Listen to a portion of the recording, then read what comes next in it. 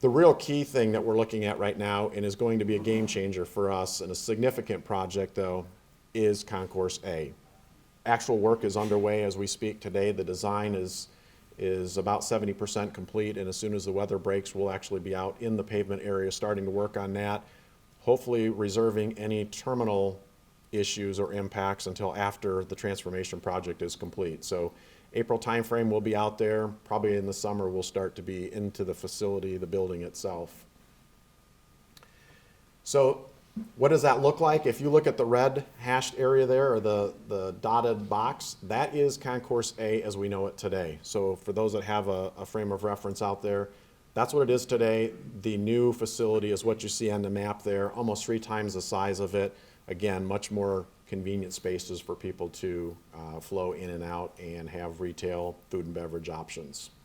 Where would we put the new proposed air traffic control tower on the airfield, and then how are we going to pay for that?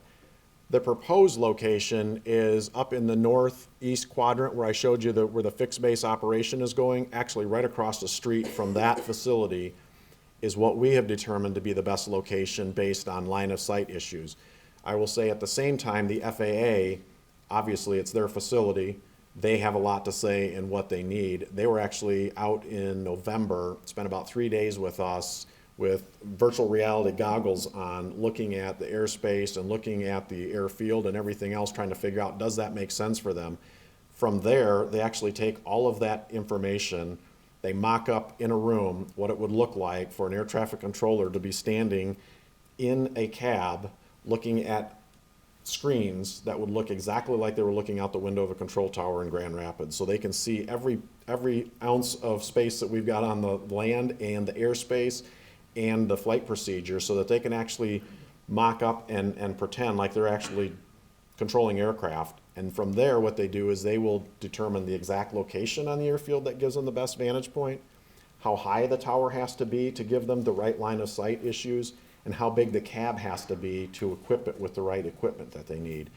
In terms of who pays for it, we want the FAA to pay for it. It's their facility. I will tell you that the FAA, because of budget constraints, the tower program that has been in place many years, that funding has dried up. They actually have less money today. They can't even build one single tower in a year.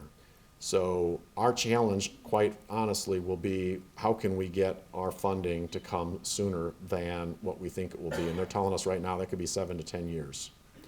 So to answer who's paying for it, there might be an opportunity for us to look at, well, is there some other way through a lease mechanism, a lease back opportunity that we could actually pay for it up front, get them to pay for us and reimburse us over time. So we're exploring all those opportunities right now.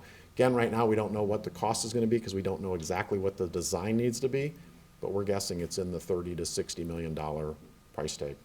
Some of the towers that are coming online today are a little over $100 million.